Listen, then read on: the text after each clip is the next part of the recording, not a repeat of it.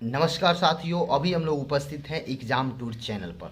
यहाँ देखेंगे कि हम लोग ये वॉल्यूम 1 है रुक्मिणी प्रकाशन के द्वारा जो एनटीपीसी का एग्ज़ाम हुआ था। टीसीएस के द्वारा एनटीपीसी का जो एग्ज़ाम हुआ इसका हम सभी सॉल्यूशन कराएंगे। सेट 1 से लेकर 32 सेट्स दिया गया है।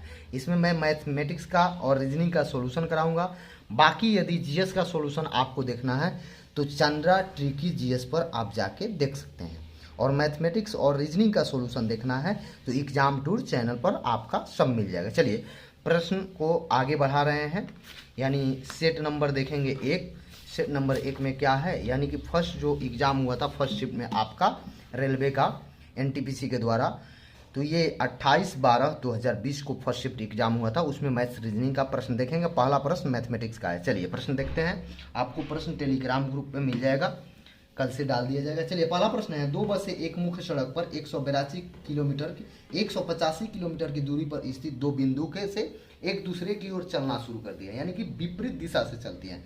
कुल दूरी दिया हुआ है 185 किलोमीटर है, यानी कि देखेंगे 2 बसें 185 किलोमीटर मान लेंगे, इसको ए इसको बी मान लेंगे। ठीक है, ये दूरी दे रहा है 185 किलोमीटर, लेकिन बोल रहा है कि एक दूसरे के विपरीत, ये इस डायरेक्शन में चलेगी तो ये इसके विपरीत डायरेक्शन में चलेगी बी। ठीक है, एक दूसरे के विपरीत चलती है। प्रश्न कह रहा है ए जो चल रही है वह, ठीक है, पहली बसें जो 35 किलोमीटर चलने के बाद, यानी कि ए स्टार्ट की तो ये 35 किलोमीटर चलना प्रारंभ कर दी और 35 किलोमीटर चलने के बाद मुड़ जाती है। चलिए थोड़ा सा समझेंगे, धैर्य रखेंगे, बड़ा वीडियो होगा इसलिए धैर्य रखेंगे। चूंकि आपके कोई भी कॉम्पिटिटिव एग्जाम यदि उसमें मैथ्स रीजनिंग पूछा जाता है तो ये आपके लिए उपयोगी हो जाता है, क्योंकि टीसीएस के द्वारा जो भी प्रश्न पूछा जाएगा उसमें रिवाइज होने का अधिकतर चांस रहता है। चलिए प्रश्न को आगे बढ़ा रहे हैं। 185 किलोमीटर की दूरी पर स्थित है, दोनों बिंदु एक दूसरे की ओर चलना प्रारंभ करती है। पहली बसें 35 किलोमीटर चलती है, ये पहली बसें जो है 35 किलोमीटर की दूरी चलती है। उसके बाद बोल रहा है बाईं ओर मुड़ उस चलने के बाद दाईं ओर मुड़ जाती है, दाहिने मुड़ेगी तो नीचे की तरफ कितना चलती है 17 किलोमीटर। उसके बाद बोल रहा है उसके बाद बाईं ओर मुड़ती है और 42 किलोमीटर, बाईं ओर मुड़ेगी तो इस साइड कितना चली तो ये 42 किलोमीटर चली। ठीक है, उसके बाद मुख्य सड़क पर आती है, तो मुख्य सड़क पर आने के लिए इसको 17 किलोमीटर दूरी तय करना पड़ेगा, यानी मुख्य सड़क पर आ गई। उसके बाद दे रहा है मुख्य सड़क पर वापस पहुंचने की दिशा लेती है। इस बीच एक मामूली ब्रेक डाउन के कारण दूसरी बस मुख्य सड़क से केवल 36 किलोमीटर चल पाती है। एक ब्रेक डाउन हो जाता है, ये दिशा जब तक ली तब तक ब्रेक डाउन हो गया, तो ये 36 किलोमीटर मात्र चल पाई। कितना तो 36 किलोमीटर चल पाई थी। तो यहाँ से यहाँ 17 होगा। अब ये इसके दोनों के बीच की दूरी पूछ रहा है, ये जो गैप है ये 36 किलोमीटर चली यहाँ से यहाँ, लेकिन इसके बीच का दूरी, तो देखिए कुल दूरी आपको मालूम है 185, तो एक कुल दूरी 185 है। इसमें से घटा देंगे, ये 35 चली है, ठीक है, और ये 42 है तो ये भी 42 हो जाएगा, प्लस 42 करेंगे, और ये 36 चला है, यही ना दूरी पूछ रहा है इसके बीच का, तो प्लस 36 ऐड कर देंगे। ठीक है, ये तीनों ऐड करेंगे और इसमें से घटाएंगे तो इसका आंसर 72 किलोमीटर आ जाएगा, यानी कि ऑप्शन संख्या सी है। चलिए नेक्स्ट प्रश्न देखते हैं।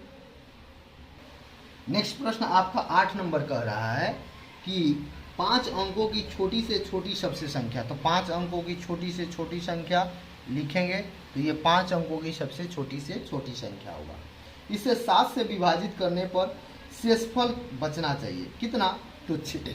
इसको 7 से विभाजित करना है लेकिन शेषफल आपका 6 बचना चाहिए, तो विभाजित करते हैं तो ये 7 होगा, 3 बचेगा, ये 0 उठाएंगे, 4 बार में कटेगा, 7 चौका 28 होगा, यानी कि 2 बचेगा, यहाँ से 0 उठाएंगे, 2 बार में लगेगा 14 होगा, यहाँ 6 बचेगा, ये 0 उठाएंगे तो 8 बार में जाएगा, 8 सत्ते 56 होता है, ये 4 बच जाएगा, लेकिन 6 बचना चाहिए, तो इसमें 2 ऐड करेंगे तभी ना 6 बचेगा। तो ये कुल संख्या दिया हुआ था 4 अंकों की, 5 अंकों की, इसमें 2 ऐड कर देंगे, यानी कि 0 0 0 और 2, ये आपका आंसर हो जाएगा। चलिए नेक्स्ट प्रश्न देखते हैं। चलिए 8 तक हो गया था, 9 नंबर देखेंगे। 9 नंबर क्या कह रहा है, 9 नंबर में है, ये रीजनिंग का सवाल है, इसका संबंध इससे है तो इसका संबंध प्रश्न चिन्ह पे बताना है। तो देखिए आर है, एस हो गया, यानी कि 1 ऐड हुआ, ए है, ये C हो गया यानी कि 2 ऐड हुआ। M है ये आपका P हो गया यानी कि 3 ऐड हुआ। O है आपका S हो गया यानी कि 4 ऐड हुआ। क्लियर। यहाँ एक बढ़ेंगे V है, इसमें केवल 1 बढ़ना है क्योंकि एक एक करके ऐड हो रहा है, 1 बढ़ रहा है, 2 बढ़ रहा है, 3, तो V है तो U W हो जाएगा। X है तो इसमें 2 बढ़ना है यानी कि Z हो जाएगा। M है तो इसमें 3 बढ़ना है, ये आपका क्या हो जाएगा, M के बाद 3 यानी P हो जाएगा। J है 10 है तो इसमें 4 बढ़ना है यानी 14 क्या होता है, N होता है। तो ये आपका आंसर हो जाएगा WZPN, जिस ऑप्शन में होगा ये आपका आंसर है। चलिए नेक्स्ट प्रश्न देखते हैं। चलिए नेक्स्ट प्रश्न है 11 नंबर का, रहा है एक्स और वाई किसी काम को 12 दिन में करते हैं, वाई और जेड 18 दिन में करते हैं, एक्स और जेड 15 दिन में करते हैं, तो एक्स वाई जेड कितने दिन में करेंगे। तो ये कुल काम निकालने के लिए एलसीएम लेंगे तीनों का, तीनों का एलसीएम 180 हो जाएगा। तो देखिए x plus y plus z निकालना है, तो ये तीनों को ऐड करने के तो 2 बार एक्स वाई जेड आएगा, तो ये कुल इसका निकालेंगे। तो देखिए 12 को इसमें भाग देंगे तो ये आपका हो जाएगा 15, प्लस 18 से भाग देंगे तो 10 हो जाएगा, 15 से भाग देंगे तो 12 हो जाएगा, यानी x plus y plus z ये क्षमता निकाल रहे हैं। तो टोटल ऐड करेंगे तो ये आपका 37 हो जाएगा। ठीक है, ये 2 आके डिवाइड हो जाएगा यानी कि ये आपका आ गया क्षमता। कुल काम कितना है 180, इसको डिवाइड करेंगे 37 से तो 2 ऊपर चला जाएगा, इसको काटेंगे तो 9 पॉइंट कुछ आएगा यानी कि 10 दिन आपका आंसर आ जाएगा। धन्यवाद। चलिए अगला प्रश्न देखते हैं 14 नंबर मैथमेटिक्स का प्रश्न है। साइन थीटा बराबर 3/√34, कॉस थीटा बराबर 5/√34, तो 1 + tan थीटा 1 - cot थीटा का मान निकालना है। चलिए देखते हैं। तो tan थीटा का मान क्या होता है, तो ये आपका होता है साइन थीटा बट्टा में कॉस थीटा करते हैं। कॉट थीटा का मान निकालना है, तो कॉट थीटा का मान क्या होता है आपका कॉस थीटा बट्टा में साइन थीटा, या कॉट थीटा का मान निकालना है तो आप ये भी कर सकते हैं 1 बट्टा में tan थीटा कर देंगे तो भी आपका मान आ जाएगा।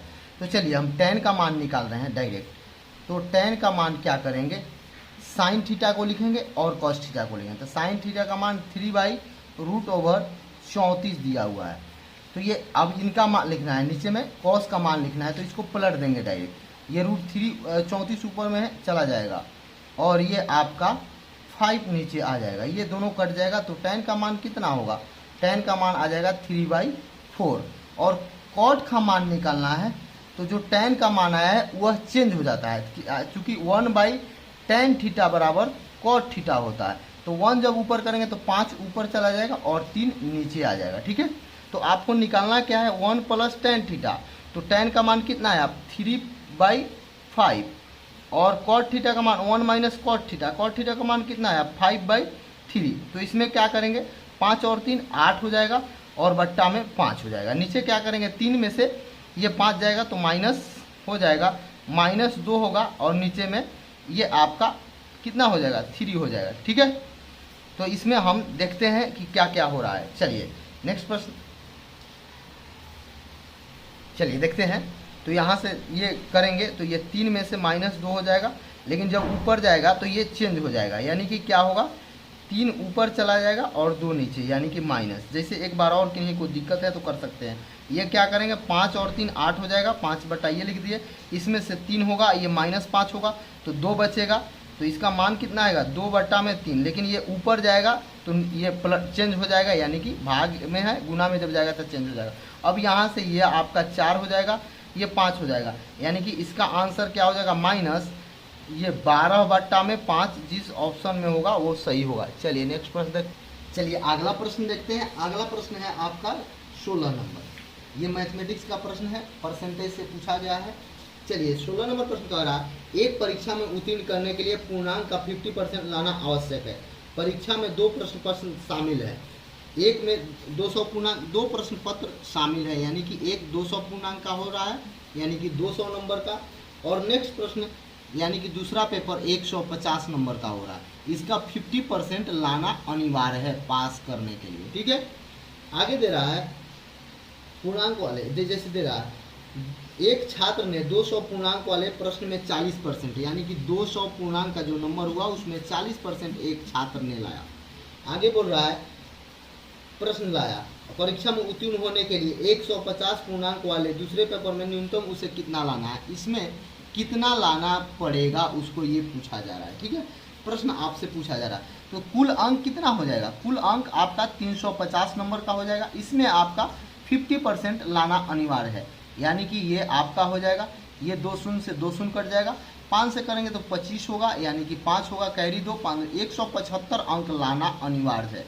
लेकिन 200 में वो 40% लाता है, यानी कि कितना अंक लाता है, ये 2 शून्य से 2 शून्य कट जाएगा, यानी कि वो 80 अंक ला लेता है। ठीक है, कोई दिक्कत, वह कितना अंक लाता है 80, जबकि उसको लाना है 175, तो कितना कम है, तो 80 में से घटा देंगे, यानी कम उसको कितना है। ठीक है, 80 में से तो 95 नंबर कम है। ठीक है, तो 95 किस में लाएगा, तो दूसरा पेपर में बोल रहा है, तो 95 बट्टा में 150 नंबर का दूसरा पेपर है, इंटू 100 करेंगे, तो इसको काटेंगे, ये 0 से 0 हो जाएगा, 19 से 5 से काटेंगे तो 19 बार में, ये 3 बार में, इसको काटेंगे तो हो जाएगा आपका 63.33%, अर्थात 64% जिस ऑप्शन में है वो आपका सही आंसर हो जाएगा। चलिए नेक्स्ट प्रश्न देखते हैं। चलिए 18 नंबर प्रश्न रीजनिंग का है, क्या कह रहा है सुनेंगे। दे रहा है, यदि नीचे दी गई व्यवस्था में सभी विशेष वर्गों को हटा दिया जाता है तो निम्नलिखित में से कौन सा x के दाएं 10वां आएगा, यानी कि x के दाएं 10वां पूछ रहा है। विभिन्न जो पद है उसको व्यवस्था से हटा दिया जाता है, यानी कि x के बारे में पूछ रहा है, उसका 10वां पद कौन आएगा ये आपको निकालना है। कौन कौन से हटाना है, तो देखिए जो विभिन्न व्यवस्था है, यानी कि ये हट जाएगा आपका, ये डॉलर हट जाएगा, ठीक है, ये आपका स्टार हट जाएगा, ठीक है, ये आपका डॉलर हट जाएगा। अब देखिए काउंट करते हैं, 1 2 3 4 5 6 7 8 9 10, यानी कि 10वां अंक क्या आएगा, आर आएगा। बाएं से पूछ रहा है तो 10वां अंक उपयुक्त में से सब हटाएंगे तो आपका आर आंसर हो जाएगा। चलिए नेक्स्ट प्रश्न देखते हैं। चलिए 19 नंबर प्रश्न देखिए क्या कर रहा है। ए क्यू माइनस बी क्यू बराबर 625 दिया हुआ है, A square minus B square बराबर 25 दिया हुआ है, ए प्लस बी का मान 5 दिया हुआ है, A square plus A B plus B square का मान निकालना है। तो देखिए थोड़ा सा हम बता दें, देखिए क्या होता है, ये इसमें आप देखिएगा a cube minus b cube, ठीक है, तो ये आपका हो जाएगा a minus b into a square माइ plus A B plus B square, ये आपका होता है। ठीक है, तो इसमें देखिए ए क्यू और बी क्यू का मान कितना दिया हुआ है, तो 625 लिख देंगे, कोई दिक्कत। अब देखिए यहाँ पे a माइनस बी का देखेंगे तो यहाँ देखिए कितना दिया हुआ है, 25 दिया हुआ है, तो a plus b into a minus B का मान 25 दिया हुआ है, तो इसको तोड़ेंगे तो 5 हो जाएगा a प्लस बी और a माइनस बी का, तो यहाँ आप क्या रखेंगे, 5 रखेंगे। ये A square plus A B plus B square का मान पूछा जा रहा है आपसे। ठीक है, तो इसको आप काटिएगा, कितना बार में कटेगा, तो 5 एक बार में जाएगा और ये आपका 2 बार में जाएगा, ये 5 बार में, यानी कि एक square plus A B plus B square का मान 125 जिस ऑप्शन में होगा वह आपका सही आंसर हो जाएगा। नेक्स्ट, चलिए नेक्स्ट प्रश्न देखते हैं। 20 नंबर में कह रहा है एक संख्या दिया हुआ है 155 260 315, ठीक है, तो कह रहा है वह सबसे बड़ी से बड़ी संख्या बताएं जिसे 155 260 315 को विभाजित करने पर क्रमशः 5 10 और 15 शेष बचेगा। चलिए तो देखते हैं, ये रिमाइंडर है, तो इसमें हम क्या करेंगे, इसमें घटाएंगे तो 150 हो जाएगा, इसमें करेंगे तो 200 250 हो जाएगा, 10 कम हो जाएगा, इसमें ये 300 हो जाएगा। तो पूछ रहा है वह आपकी संख्या कौन सी होगी जो इन्हें विभाजित, HCF पूछा जा रहा है, बड़ी से बड़ी संख्या बोला है, छोटी से छोटी नहीं, बड़ी से बड़ी संख्या।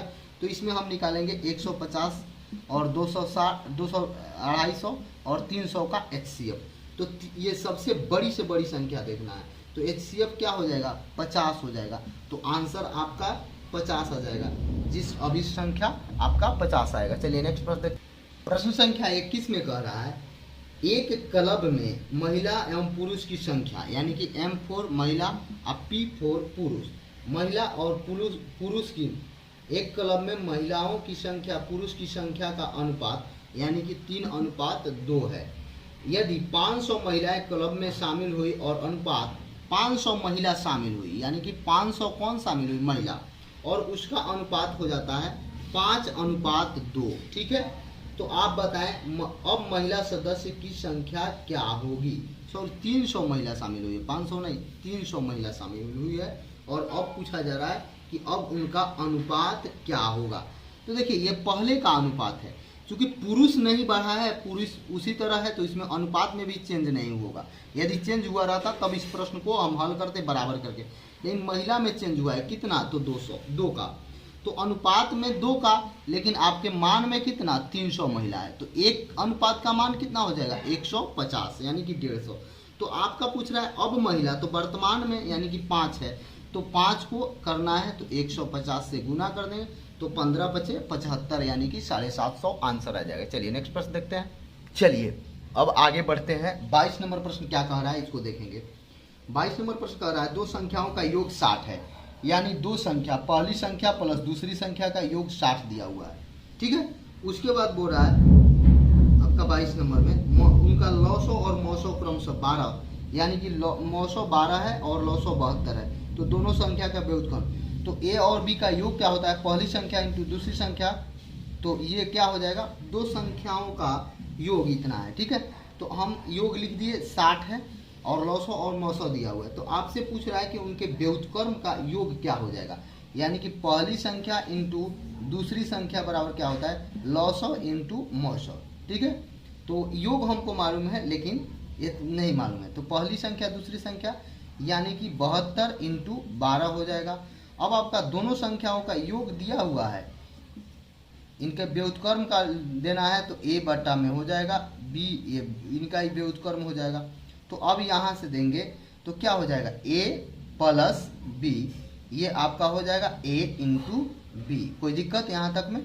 तो a इंटू बी बराबर क्या आया है, पहली संख्या यानी लौसो इंटू मौसो, उनका योग कितना दिया हुआ है, तो 60 दिया हुआ है। लौसो इंटू मौसो कितना आया है, यानी कि ये आपका 12 इंटू 72, तो ये अब काट देंगे, ठीक है, 12 × 5 = 60 हो जाएगा, क्लियर।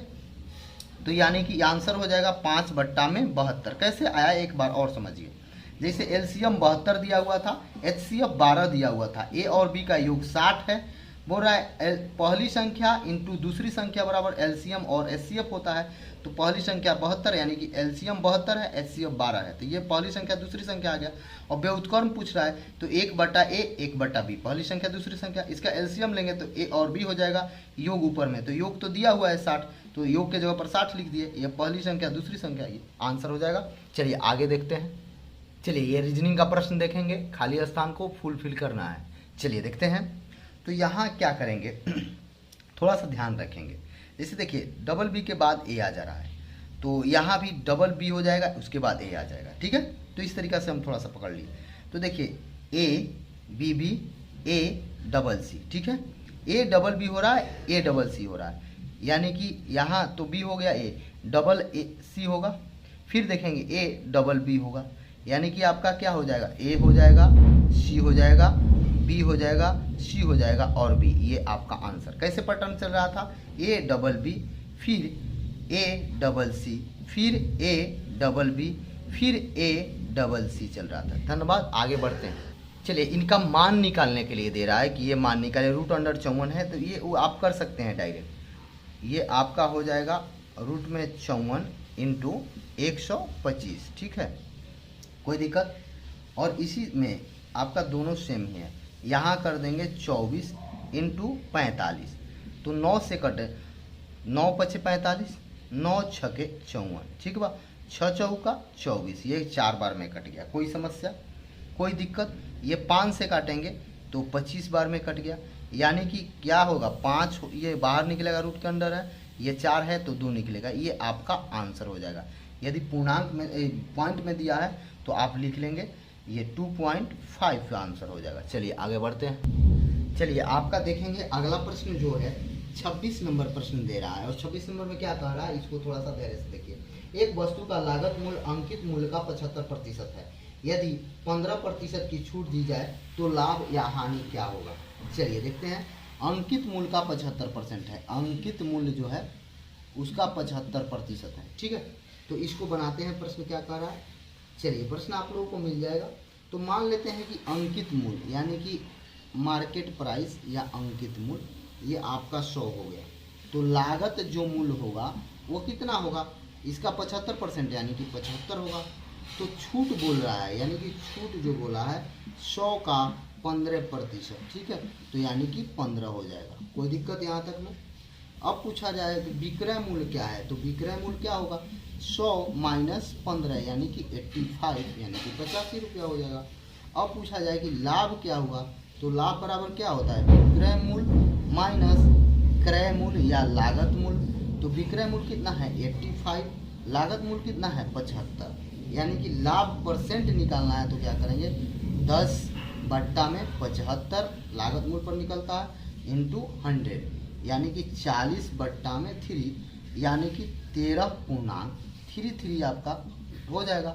यही आंसर। नेक्स्ट प्रश्न देखते हैं। चलिए 27 नंबर प्रश्न देखते हैं। 27 नंबर क्या कर रहा है, हरीश के मासिक वेतन 45,000 में से 1/3 शिक्षा पर और 2/6 भोजन व अन्य आवश्यकताओं पर खर्च होती है। शेष वेतन की वह बचत करता है, बचत की राशि कितनी है ये आपसे पूछा जा रहा है। तो दिया गया है कि हरीश का जो वेतन है इसका 45,000 रुपया वेतन है। क्लियर? ये खर्च करता है, खर्च में जो है ये शिक्षा पर और भोजन पर तथा अन्य खर्च करता है। तो ये कुल कितना करता है 1/3 2/6 प्लस 2/3 खर्च करता है। ठीक है, तो कुल इसका शेष वेतन पूछ रहा है, तो ये आप सब ऐड करें तो शेष वेतन क्या होता है, तो आपका शेष में 1 में से माइनस करेंगे तो सॉरी ये आपका खर्च नहीं है, ये ऐड करेंगे तो 3 हो जाएगा। ठीक है, तो इसमें पूछ रहा है वेतन कितना है, तो कुल 1 होता है, शेष पूछ रहा है, तो शेष निकालने के लिए 1 माइनस 2/3 यानी कि 1/3 शेष आ जाएगा। तो वेतन जो उसका क्या होगा 45,000 कुल है, तो इसका 1/3 निकाल देंगे यानी कि 15,000 रुपया वो बचा रहा है। ठीक है, इतना रुपया वो बचत कर रहा है। आगे देखेंगे, यदि इसमें आपका कोई सुझाव हो तो आप इसमें ज़रूर दें, क्योंकि पीडीएफ जो प्रश्न है मैथमेटिक्स का वह सब लिख के कराना संभव नहीं है, इसलिए मैं सोच रहा हूं कि पीडीएफ में डाल दें। यदि आपको कोई सुझाव हो तो आज अपना सुझाव आप डाल सकते हैं। तो इसको हम कल से कंटिन्यू करेंगे, सेट 2 से स्टार्ट करके सेट 32 तक कंटिन्यू करेंगे, सेट 1 भी कराएंगे, लेकिन थोड़ा सा आप अपना सुझाव दें। यदि प्रश्न पीडीएफ में डाल दिया जाए, एग्जाम टूर चैनल पर डाल दिया जाए तो सही रहेगा, या प्रश्न लिख के कराया जाए, आप एक बार ज़रूर कमेंट बॉक्स में कमेंट करें। ये जो वीडियो आप देखिएगा यूट्यूब पर, तो इसको जाइएगा तो जो ये 4 रहता है वर्गाकार, इस पर आप क्लिक करके देखना नहीं भूलिएगा। इस तरीक़ा से वर्गाकार जो रहता है वहाँ क्लिक करके बड़ा करके देखिएगा। आपका सुझाव के लिए हम आज इतना ही तक प्रश्न रहने देते हैं, क्योंकि यदि आप बोलिएगा कि नहीं प्रश्न लिख के बोर्ड पे कराया जाए तो टोटल प्रश्न इस पर लिख के कराएंगे। यदि आप बोलिएगा कि एग्जाम टूर चैनल का जो ये टेलीग्राम है उस पर पीडीएफ पहले डाल दिया जाए, उसके बाद सब सॉल्यूशन कराया जाए, तो हम उस तरीक़ा से कराएंगे। इसलिए आज इतना ही तक रहने देंगे। धन्यवाद दोस्तों। यदि विशेष जानकारी आपको चाहिए तो आप मेरा चैनल को सब्सक्राइब करें, और जीएस के बारे में यदि जानना है, टोटल ये जो रेलवे का प्लेटफॉर्म के द्वारा जो बुक निकाला गया है रुक्मिणी प्रकाशन के द्वारा, वॉल्यूम 1 है, क्वेश्चन बैंक है, ये 32 सेट्स में दिया गया है। जीएस करना है तो चंद्रा ट्रिक की जीएस पर जाइए, और मैथ्स और रीजनिंग पढ़ना है तो एग्जाम टूर चैनल पर आइए और अपना ग्रुप डी का और एनटीपीसी सीबीटी 2 का एग्ज़ाम क्रैक करिए। चूँकि ये टीसीएस का सभी महत्वपूर्ण प्रश्न है, टीसीएस अपने प्रश्नों को रिपीट करने के लिए जाना जाता है, और ये जो बुक तैयार किया गया है बहुत अच्छे विशेषज्ञों के द्वारा तैयार किया गया है। इसका हम लोग टोटल अच्छा से अच्छा मेहनत करके आपका सॉल्यूशन कराएंगे। मैं आज इतना ही पे समाप्त इसलिए कर रहा हूँ क्योंकि आपका कुछ फीडबैक लेना चाहता हूँ कि मैं क्या करूँ, क्वेश्चन लिख दूँ बोर्ड पे, या क्वेश्चन को आपको पीडीएफ के रूप में डाल दिया जाए। आप अपने कमेंट बॉक्स में सुझाव जरूर दें। धन्यवाद दोस्तों।